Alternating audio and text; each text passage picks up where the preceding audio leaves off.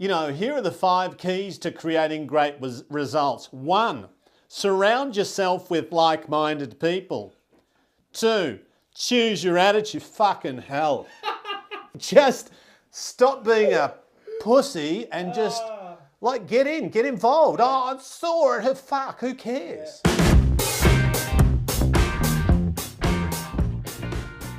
Great stuff. Hi, Tom. Did you like that little episodio 9? Yeah, I had to ask you what it meant. It was for our one Italian viewer. Yeah, number 9. I'm pretty sure it means episode 9. Yeah, we're trying to crack the Italian market at the moment.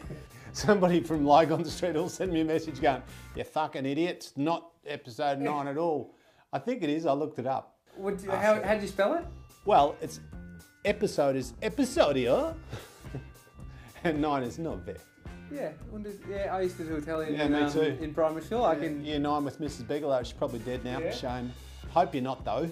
And if you're watching Mrs. Bigelow, thanks. Great year. All right, let's get cracking. So, last week we had a heap of questions that came through for the Q&A. Oh, they did. So I've got some more. We've got another 5 that we're going to punch through. Right. So no briefing me on these? No. All right. Well, let's hope I know the answers. No, you do. They're good. I think they're really good conversational pieces. I do. And I don't have to answer them, which is... That's true. You just need to read them. Yeah, and also, in our feeds on Facebook, a lot of videos of people doing very stupid things in the gym seem to come through. Well, in mine at least. Yes. So I've got a couple of those, and I want you to dissect them, critique them, and just tell me what is going on. You can say fuck. What the fuck's going on? Thank you. Let's do this. So Andy asks, teens training. What age can you start training? This is interesting. So there's a few schools of thought, and you've got to remember that boys and girls reach maturity at different ages. So when you were in year 9, so when you were 14 or 15, was there a kid or kids in your year that looked like men? Yes. And a couple that looked like they still should be in grade 6 and still waiting for their first pube? Yeah. Yeah, right. I was smack bang in the middle. Were you right? You were like the typical, you were in the middle of the curve? I never had the real, voice go. It was never my brother, year 9 or year 8 to 9, he just completely changed into a man. Yeah. But it was very quick. We had a few of those. So in year 9, my year 9, we had blokes that looked 18, 19 and blokes that looked 12. So to set, and this is what some people want as an arbitrary number, 15.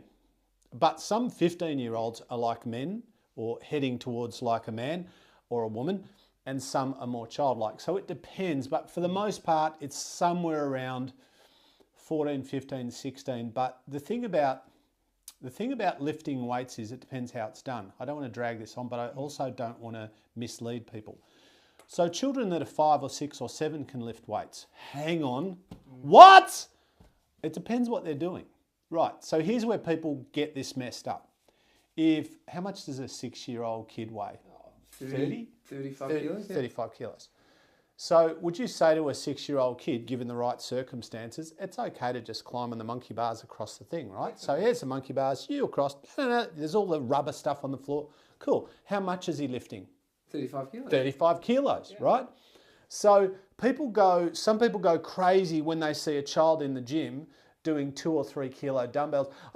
It'll ruin his growth plates. He will be 3 foot tall for the rest of his life. It's ridiculous, right? It depends. There's lifting light weights in a controlled environment with somebody who knows what they're doing, which is absolutely fine if the weight is light enough and the form is good, versus a kid who's lifting 35 kilos, his or her own body weight, climbing on a tree, climbing on playground equipment, and so on. So it depends how it's done. But in terms of who should do it for athletic performance or for growth or for probably kids around 15, 16, 17 and onwards. That's when you're really hitting, you're probably getting a lot of testosterone through the body. Yeah, that's right. And funny, like this, I actually got interviewed on a program, a TV program, a well-known one, because they were trying to have a go at trainers who were training children with weights. Yeah. And I got interviewed for about an hour, right, by this lady and answered everything that she said, but clearly my understanding of anatomy and physiology and progressive overload and exercise programming in children and adaptation is far greater than hers as an interviewer. And she didn't know what to ask me she didn't know what to ask me anymore because I answered everything well and sensibly. And so when it finally came to the actual show, out of an hour, they took about 30 seconds and kind of twisted it. Really? Yeah, totally out of context to what I was saying. And then they got a lady who was a professor from somewhere. He's completely irresponsible. I'm like, oh. So that's why you got to be careful. And people get hysterical around these things and they don't need to. Yeah, and you probably didn't get paid for that. Of course not. Oh. Never again. All right. Yeah. Karen says, how do you open closed minds? Well, you can't open a closed mind. The only mind you can really control is your own. You can influence others. And, you know, the thing is trying to teach somebody anything that doesn't want to be taught will create more disconnection than connection and more negativity than positivity. So if you've got somebody that you know, for example, you've got a brother and you love your brother, he's awesome, except he eats shit. He smokes, he drinks too much and he eats shit and you don't want him to die before he needs to and you want him to perform and feel good and be physiological well because you love him, not because you care what he looks like or you're embarrassed or you just love him, right? So if he doesn't want your help, if he's not asking for your help and he's in his own little way, quite content, and you try to change his mind or influence his thinking, habits, behaviours, then more than likely you'll create a problem or a wall between you and him, not a connection. So it's people have to be ready. I do, even with my reasonable knowledge about this stuff, I never try to convince or coerce anyone who isn't asking for my help. Yeah. Even with my stuff on Facebook, sorry to interrupt, I just put stuff up there and go, this is what I think, these are my thoughts, see if it resonates. If it resonates, do something. Yeah. If not, cool, see you next week. It's hard when the person's closed-mindedness, if that's the word, is affecting you directly. So you're emotionally feeling something and being frustrated about someone else. And so it's hard to let go. Like what's, you know, letting go and letting them, as in be ready when they're ready. So what's like, I guess, a way to sort of deal with that? Well, I think that you can't, I think of one person, I can't say, but someone in my life, right? You think they're watching? I doubt it. Okay. No, but that's been in my life for a very long time that I love. They're not a good friend because they're not watching. No. But, so here's the thing, right? With, you know, even people that you love, you won't always get on often and you won't always see things eye to eye. So I can't necessarily, not do I want to change that person or any person, but I can change the way that I am around them, right? So if somebody is a certain way, I'm not talking about this person now, I'm talking general, if they're stubborn or they think a certain thing or have a belief I don't have or they've got a behaviour that I think is destructive, or all I can do is maybe once or twice say, hey, I love you and I'm coming from a good place and I think ABC. If you need any help or if you want, I'm here, and then bugger off, right? You can't change other people. You can only change. You can influence people and all of that, but actually change them. They have to. That's why I say when I get up in front of a room full of people, I can't fix you, change you, can't get out of bed for you, can't eat great food for you, can't be strong, resilient for you, can't finish projects for you, can't have a great attitude for you, can't have that hard conversation, make that hard decision for you. All I can do is coach and encourage and support, but then you're going to go and change your life or not. Karen, hope that answered your question. Gaza, I probably didn't answer it all at all. I think it did. All right, here we go. Laura says, what's the politest way you've told someone to go fuck themselves? Well, I mean, I would just say to people that will agree to disagree. And I really have no compulsion. You know, people who even on my thing, I get messages from people going essentially, hey, you're a fuckwit and you're this and you're doing, people, you're not a psychologist or you don't, and that's cool. I'm not. I'm not a psychologist. I'm not a guru. I'm putting up my hand. Not a guru, not a genius. All I am is a bloke who shares thoughts and ideas, and some people resonate with those thoughts and ideas. And so I say to people, we don't have to agree. We don't have to agree. We don't have to align. if I think A and you think B, that's fine. It's not fine when you try to shove B down my throat or I try to shove A down your throat. But it's okay if we're not on the same page for the most part. But there are obviously circumstances where it's not, like if we're at work and we're working on a project together. But then sometimes if you and a person don't see eye to eye or there's some kind of, then you need to bring a third person in to kind of mediate or at least kind of go, let's take the emotion out and let's have a conversation. But, you know, you and I need to be willing to be wrong.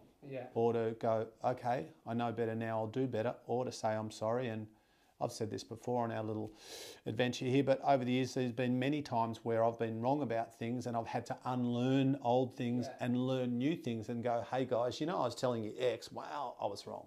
I think you've written it before, have on your whiteboard, have the uncomfortable conversation.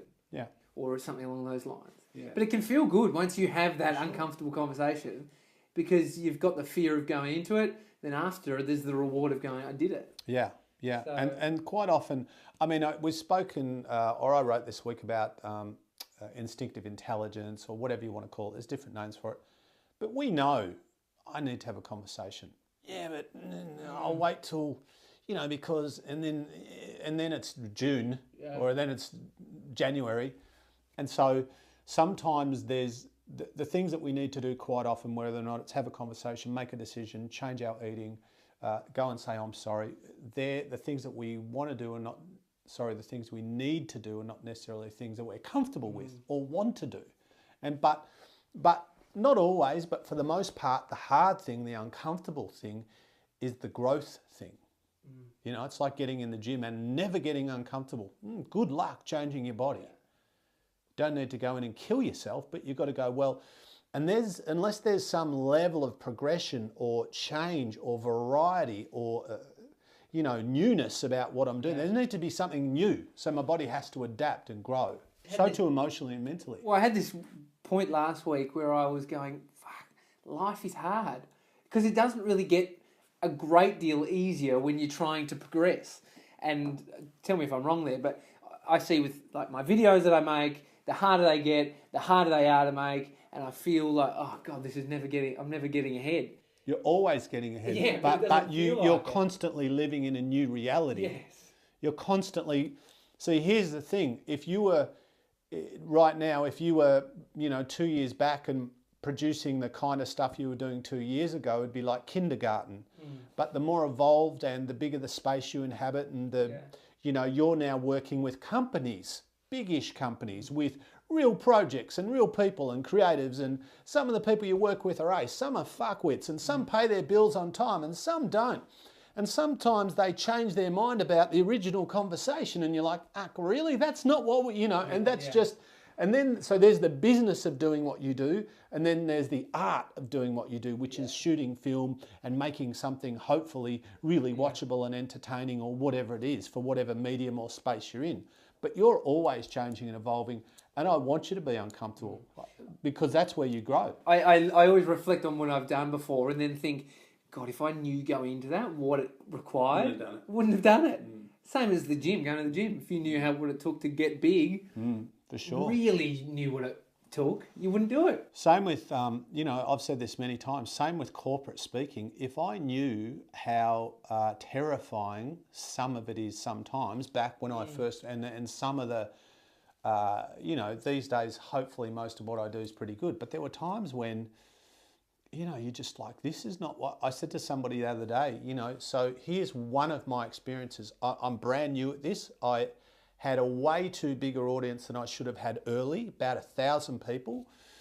I rock up and they're like, they go, hey, you're on, because the other guy finished early. I'm not ready. I'm like, fuck, I'm on in 10 minutes. I need some time. And they're like, they wheel you. Ladies and gentlemen, please make welcome our next speaker, Craig Harper. And then guy comes up and goes, Craig Harper is da, da, da, da. And I'm there with a fucking Madonna headset on, 1,000 people, the lights are down, the lights are in my eyes. And, you know, you got to start in 30 seconds. Be funny, be interesting, be amusing. Don't fuck up. Don't say don't talk too long. Don't talk too fast. And finish in 45 minutes and go. And you're like, oh. And that's not, you know, people go, oh, I spoke at my brother's wedding. I was hilarious. I want to be a professional speaker. Yeah. Good luck.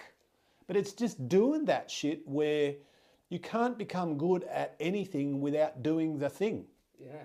Like we live in this unhealthy, quick fix, instant gratification, magic pill, silver bullet fucking mindset where we just, and Gary, your boy Gary Vaynerchuk, whatever the fuck he, g'day Gazza, I watched a video this morning. He was talking about this too, where people just don't want to do the work. They go, yeah, they want the reward without the journey.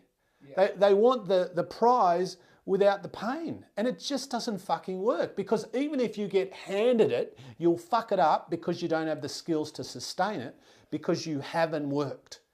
You haven't worked. If I go, here's a body full of muscles and shit, you won't know how to keep it because you haven't trained, you haven't eaten well, you haven't supplemented properly, you haven't created that, so you don't know how to keep it.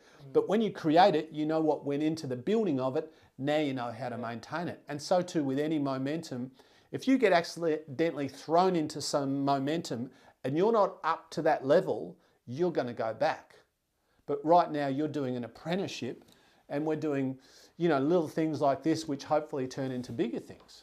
Yeah. That's where the learning happens, and that's where, because you're just laying foundation, and then it's like that book, Malcolm Gladwell, The Tipping Point. One day I believe, hopefully it's you and me, but it could be you, where boom, shit's going to happen, and you will have done that bigger apprenticeship, and people go, oh, Lou Tommy fell on his feet.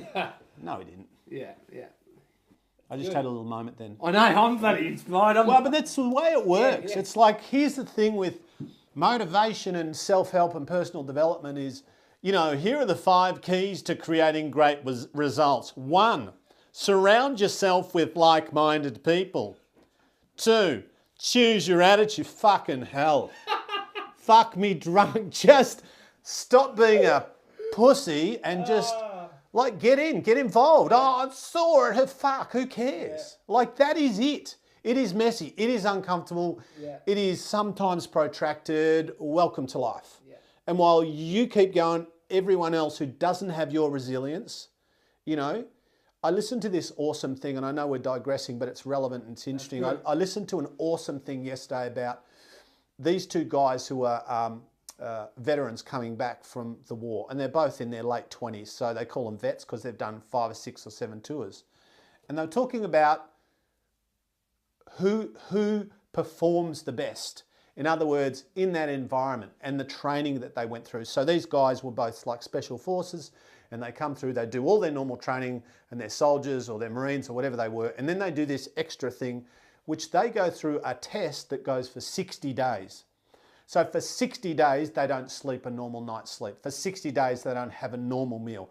For 60 days, they're under extreme duress and pressure.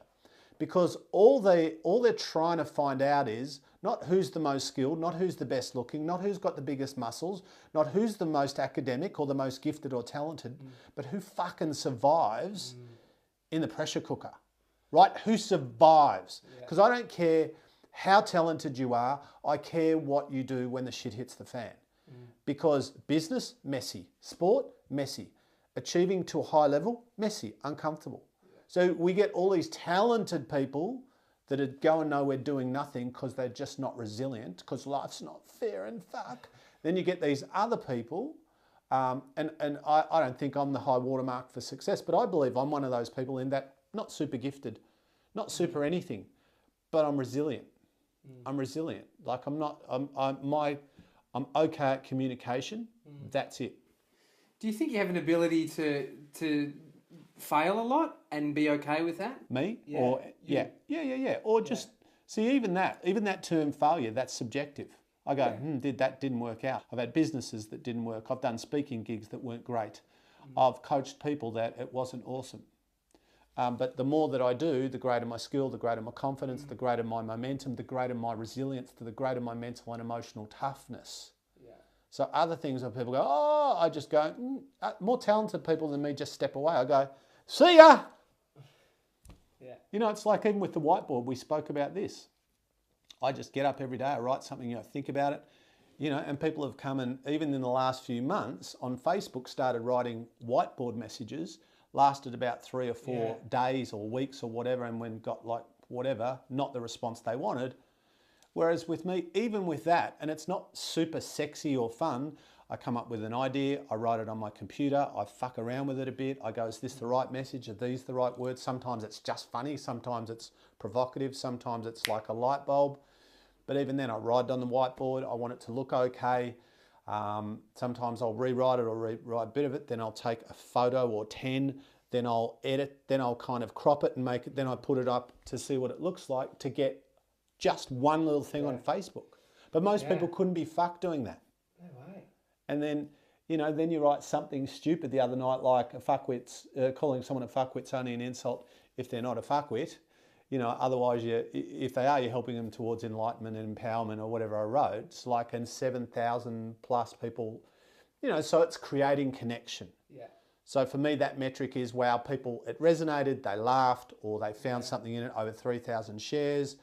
And then, and for my mission and our mission, I think with social media is to provide quality content, to impact people, stimulate people, provoke people, give them something to think about, but also build something that's worthwhile. Yeah, I think the point of that though is that you are doing it from a place of, I don't think you're looking to get, you know, the likes. You're doing it because you love that shit. Yeah. You write, you get up, you put effort into it because you love it. Yeah. And I think when you do something with that sort of, you know, For sure. I guess approach, it pays off. Well, in the long term. Well, those metrics I just pay attention to because What happened, Tom?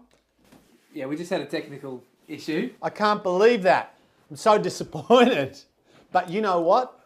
We can adapt. You know what Bruce Lee said? What did Bruce Lee say? He said, be like water. Be water, my friend. Yes. Do you know what water is? Water always finds a way. Yeah. So if water's coming down a hill, it'll always find a way. It'll always work around the obstacles. Yeah. It'll manage the environment and it'll get to the bottom. It'll get where it wants to go. Yeah. So we need to be like water, rolling. always adapting to our environment. I'm rolling with that stuff up. And we're back. I feel like this episode has been like this sort of building of a swell, and then it was just a massive wave when you kind of really came through with the goods there, Harps. Nice surfing analogy. You know I love surfing, so... all right, we're moving on. Could we? We're finishing. We're going to get to, right now, some videos that I found on the internet. These aren't sexual, like some of the others I found. Introducing BangFit, the fitness method gyms don't want you to know about. They're not half nude of me with someone else's appendage attached. No, they're not. I'm not even going to show that photo. You're going to have to watch the last episode if you want to. Yeah, thank you. I won't flash it up right now in my hand. No, I'm just kidding. That's what he does. You know what he does?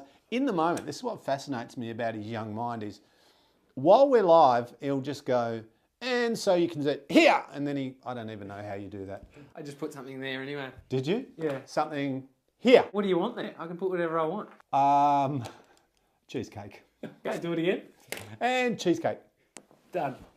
Okay, First exercise that I want you to dissect. I have no idea what it's called, but it looks bloody interesting nonetheless. Here we go. What if I've never seen it? Wow. Fuck off. Really? That's really stupid, but at the same time, Tom, quite impressive. Behind the neck press, not highly recommended either because of shoulders are in external rotation, there's a lot of stress. I love the environment he's in. I wonder why he's doing that. This one's called Russian cardio. That's the name of the video. Look at him, look at him. Yeah. He's happy with himself, isn't he? Wow. Wow, look at him. Oh yeah, there we go. Oh yeah.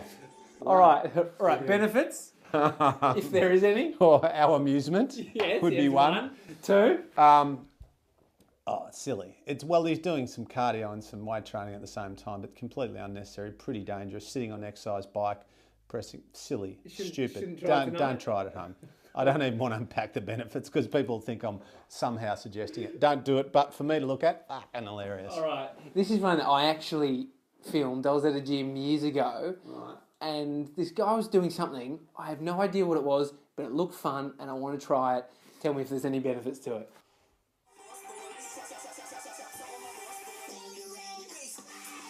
Yeah. Yeah. Oh, come on. I don't know, maybe he wants to feel what it's like in a weightless environment or something. So he's... I do not know what he's doing, but he looks like he's having fun. Yeah, he looked like he was having real fun. Having fun. Don't know how functional it is. He might want to review his training ensemble, but, you know, good for him. All right, last one. Oh, fuck. Oh. Goodbye, cervical discs. What's going on with his breast region there? What is he doing? Whoa. Upside down, press, pull. Don't try any of those, any of these three. But watch and laugh at the silly men. Notice no women are doing that stuff. It's all I actually couldn't find many people doing that stupid stuff. men. Stupid men. Wow, could you imagine the stress on your cervical vertebrae and, more importantly, your discs? And good for your blood pressure too. Oh, Yeah, don't do any of those. Yeah. We done, mate? Hey!